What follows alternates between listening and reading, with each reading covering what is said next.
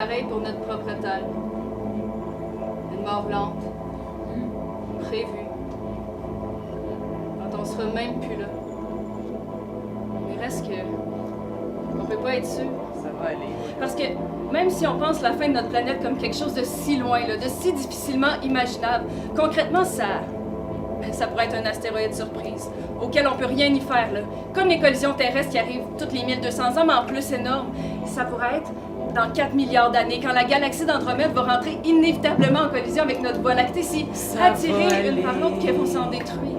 Mais pareil, il y a des étoiles qui meurent tout autour, puis qu'est-ce que tu fais, toi, pendant ce temps-là? Tu essaies d'importer, de marquer, mais tu sais juste pas quoi, pas comment.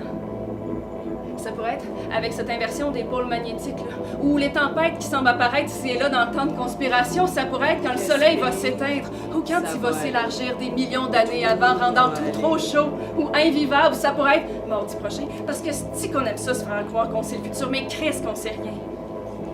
Tu veux faire de quoi de spécial? Mais tu sais, même l'étoile polaire, ce point de repère pour tant de gens, elle-même, est juste la 48e étoile la plus brillante du ciel.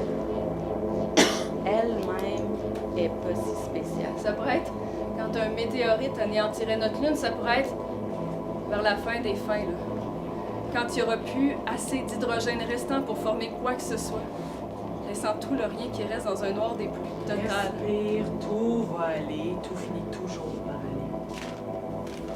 Les étoiles qui meurent tout autour. Qu'est-ce que tu fais, toi, pendant ce temps-là? Bien temps. Tout se passera, tu le sais bien. Même sans nous, l'univers va continuer à évoluer.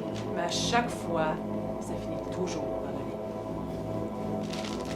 Il y a des étoiles qui explosent tout autour, puis il n'y a rien qu'on puisse y faire.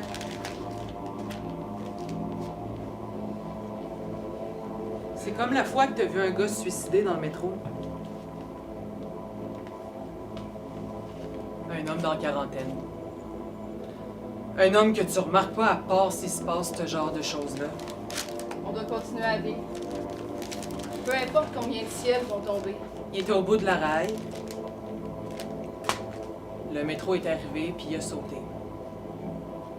Comme irrésistiblement interpellé par l'attrait du vide. Il y a tant de crises de vide partout. T'as peut-être halluciné quand t'as eu l'impression qu'il s'est raidi dans son élan. Une fois qu'il était trop tard. Une fois que c'était certain que la gravité allait faire sa job d'achever la chute. Comme s'il avait regretté tout d'un coup. On a entendu un boom, puis un cri. Puis plus rien.